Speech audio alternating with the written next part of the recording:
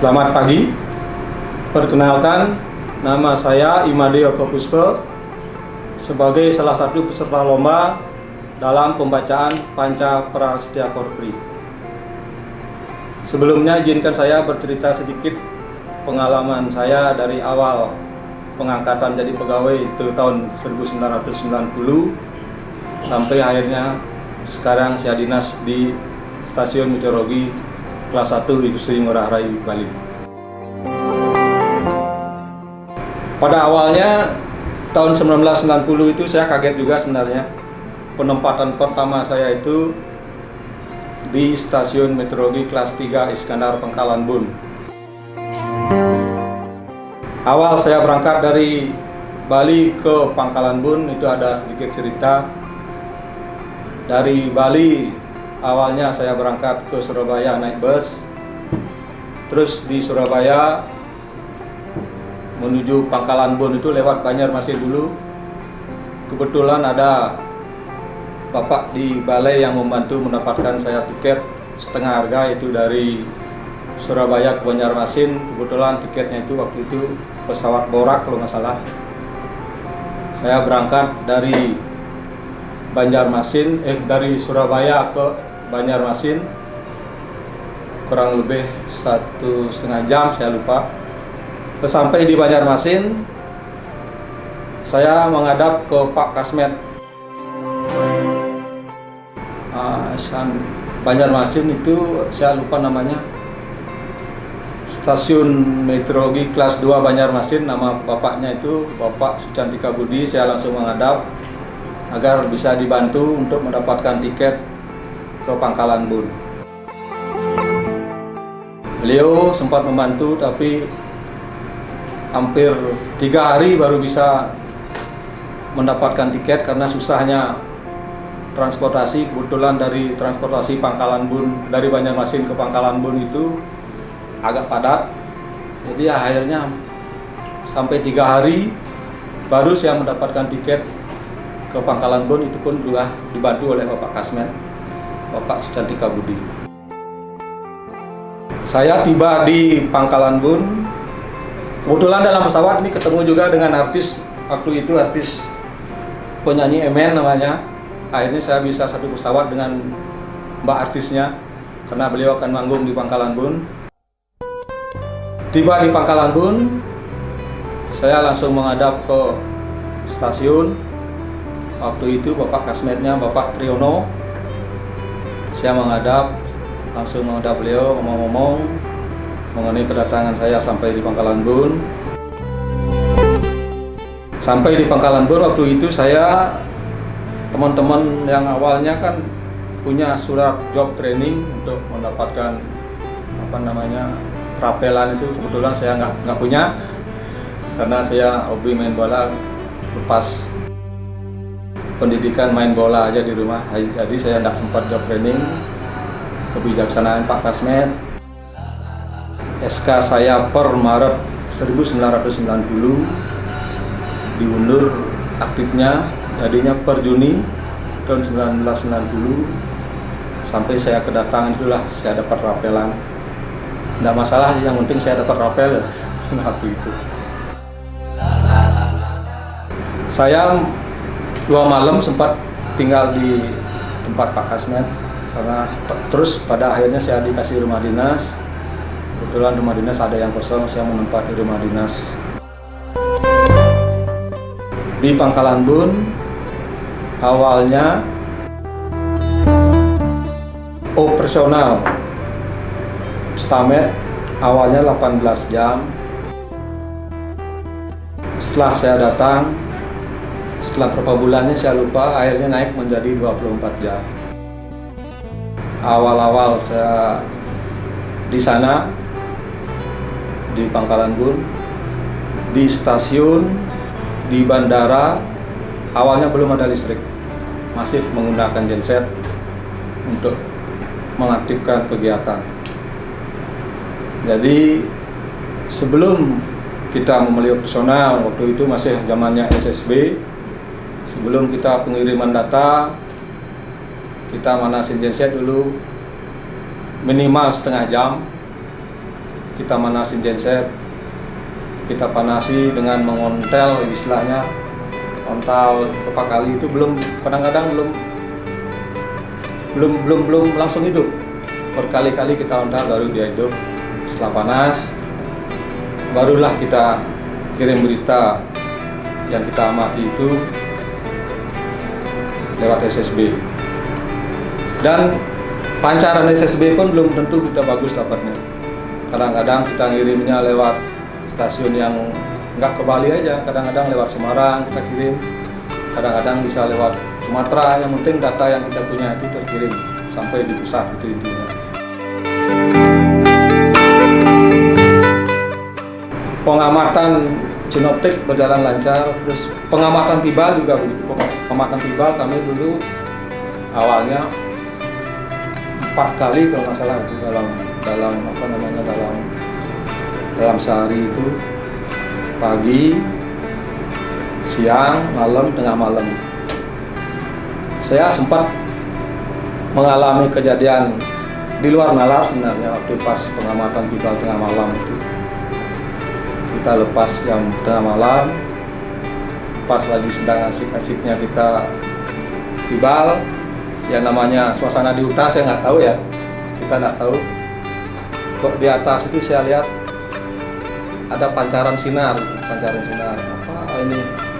Tapi tetap kita ngamati, tapi dalam hati juga ada rasa takut sebenarnya. Kita amati, kok makin lama sinar ini mendekat ya. Saya udah mulai ada. Jadi penutup hidrolik itu kan dari seng itu, awal. Saya pukul aja itu penutup hidrolik. Akhirnya sinar itu makin jauh, terus menghilang. Nah itu untuk pengamatan tibalnya. Terus yang lain mungkin banyak sebenarnya ya, karena saya kurang lebih hampir 10 tahun di Pangkalan Bun. Jadi sebenarnya banyak cerita yang bisa diambil, cuma garis besarnya aja. Kalau dipikir awalnya mungkin kayak saya ini mungkin karena biasa tempat ramai, mungkin datang ke tempat yang sepi, listrik tidak ada rasa di hati itu. Diterusin nggak gitu, kabur nggak. Soalnya senior saya ada 3 orang kabur itu, 3 orang cerita kabur mereka. Saya juga lagi kabur nggak, karena udah, kalau orang Bali bilang udah masuk, awalnya masuk udah di jalannya aja gitu, terserah nantinya. Nah kebetulan saya ini senang olahraga, untungnya saya ada senang olahraga ya, apa ya, mau voli, bulu tangkis, pingpong. Nah kebetulan yang paling saya senang itu sepak bola, dan sempat pula menjadi pemain di kampung ya, di Bali sempat menjadi pemain Perseden. Terus akhirnya pas saya sampai di sana itu, kebetulan juga ada kegiatan sepak bola. Awal saya datang ke sana itu ada kegiatan sepak bola dalam rangka Hari Korpri juga.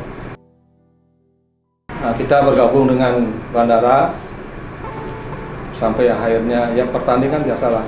Kita sampai akhir itu mendapat juara 3 kalau nggak salah pas saya ikut.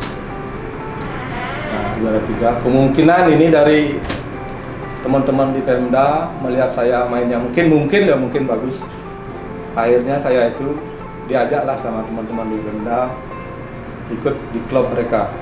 Nama klubnya itu KPDN dia, Pemerintahan Dalam Negeri.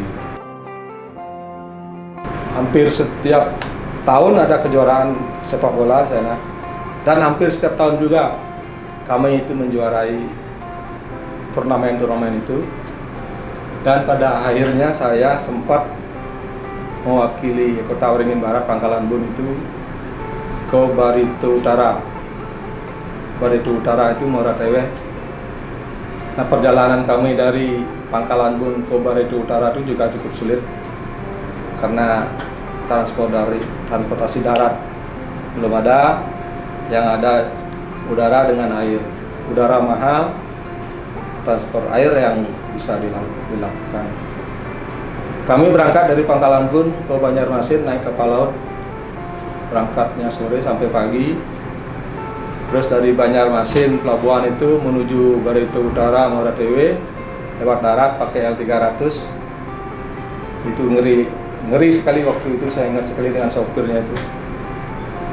Naiki kendaraannya susah. gila-gilaan saya bilang. Sampai di Barito Selatan, perbatasan Barito Selatan Barito Utara, itu Barito Selatan Buntok, Barito Utara Moratewe. Saya nyebrang lagi di sungai itu, nyebrang lagi dari Moratewe itu, nyebrang lagi sungai dari Barito Selatan ke Barito Utara. Tibalah saya di Moratewe. Di Moratewe temu dengan teman satu angkatan namanya Bayu Soekarno.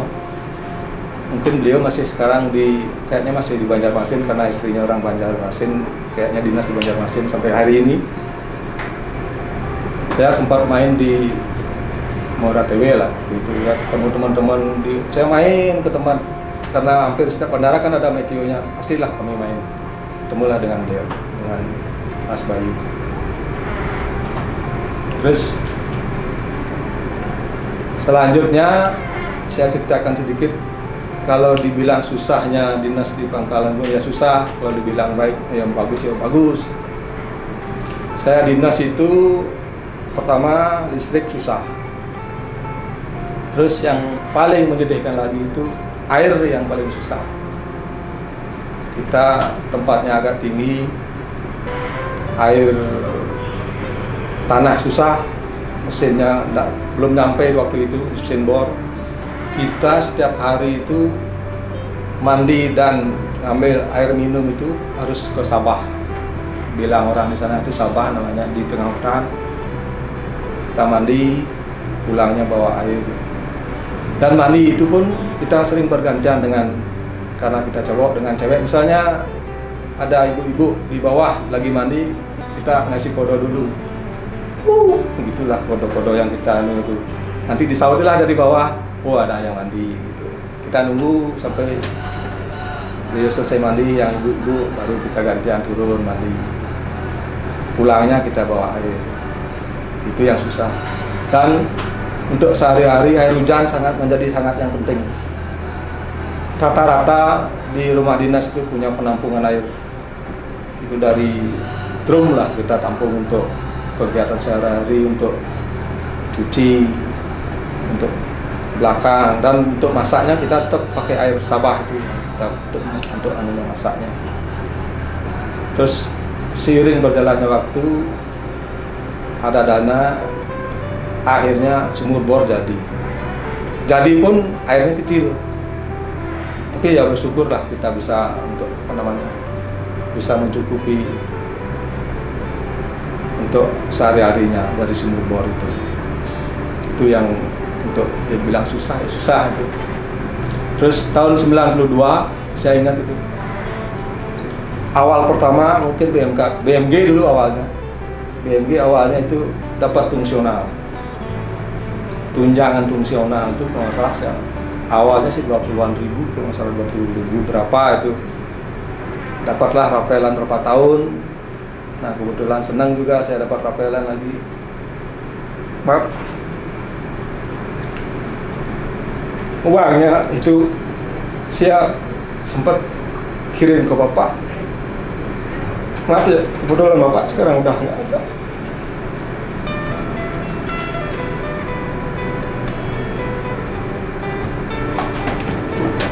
Beliau sempat menengok saya karena pakai uang uang rapelan. Sempat beliau datang ke Pangkalan Bun. Beliau datang waktu itu naik pesawat Merpati kalau salah, karena cukup untuk pesawat. Sempat tinggal berapa hari di Pangkalan Bun. Terus baliknya pakai kapal karena kemampuan kita cukup sampai di situ. Itu tahun berapa saya lupa, mungkin uang rapelan fungsional itu dapatlah bapak saya sampai menengok saya di Sepatidas. Itu mengenang bapak saya. Terus tahun 95 saya nikah, nikah dengan orang Bali juga, kebetulan masih saudara sebenarnya. Nikah, istri saya boyong ke sana, hamil terus hamil 7 bulan, istri saya dijemput oleh bapak mertua biar melahirkan di Bali katanya. Hamil 7 bulan pulang, istri saya dengan bapak mertua naik kapal laut karena kemampuan cuma bisa kapal laut. Nah, lahir anak saya di Bali. Nah, pertama lahir di Bali, laki. Setelah lahir di Bali, umur 3 bulan Bali, saat sambutan, kalau orang Bali bilang itu, saya ajak anak saya ke Pangkalan Bun dengan mulai dari umur 3 bulan, anak saya sempat di Pangkalan Bun tahun 95 itu. Tahun 95 itu udah mulai di Kota Waringin Barat itu udah mulai memasuki ada fase kabut asap, udah mulai, mungkin karena hutannya udah mulai banyak ditebangnya atau gimana saya nggak tahu. Mulai tahun 95 itu udah mulai ada kabut asap di Pangkalan Bun.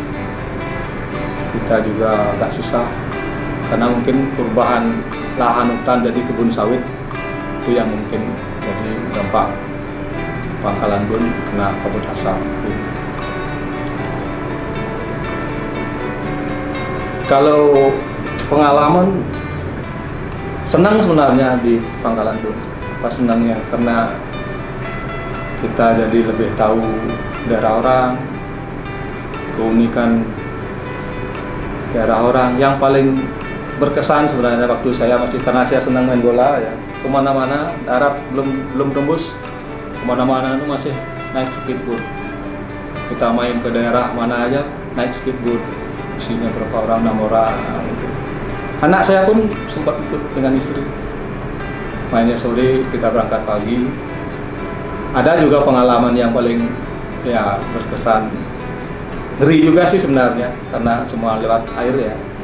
Pas pulang main bola itu kebetulan speedboatnya sempat mati di tengah sungai itu, dan hujan lagi. Ada rasa khawatir juga, mudah-mudahan ini speednya bisa hidup. Ya beberapa menit kemudian, hampir sejam kan terombang-ambing di sungai itu, akhirnya bisa hidup speedboat dan kami sampai di rumah dengan selamat.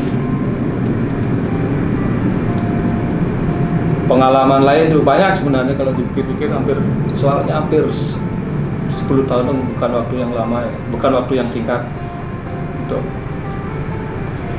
berdinas di sana. Itu seperti udah Pangkalan Bun bagi saya itu udah seperti tanah air kedua setelah Bali itu, karena udah cukup lama saya menikmati airnya, yang kata orang kalau udah sama mungkin di Kalimantan, Sumatera, kalau udah pernah menikmati air di sana katanya akan kembali lagi. Entah saya pengen sebenarnya kembali, entah kapan. Mudah-mudahan saya bisa kembali ke Pangkalan Bun. Mungkin itu yang sempat yang bisa saya sampaikan sedikit. Intinya dimanapun kita berdinas, jalani itu dengan baik, nanti hasilnya pasti lebih baik. Jadi pengalaman kerja di daerah itu membuka wawasan saya, apalagi seperti saya senang olahraga ini ya. Olahraga itu bisa mempersatukan kita semua, mempererat tali persaudaraan, dan perubahan yang saya rasakan sekarang dari hasil dari upaya perjuangan banyak orang. Juga ada ya rekan-rekan senior saya itu memberikan masukan-masukan untuk menjadi pegawai yang lebih baik. Usaha perbaikan harus terus ada, dan setiap kita harus bisa berubah, menjadikan anggota Korpri ini demi Korpri ini, demi Korpri BMKG akan lebih maju dan akan makin baik. Izinkan saya menutup cerita ini dengan pantun. Ikan pesut, ikan teri, dimasak pakai cempedak. Selamat ulang tahun Korpri, semoga semakin jaya dan kompak.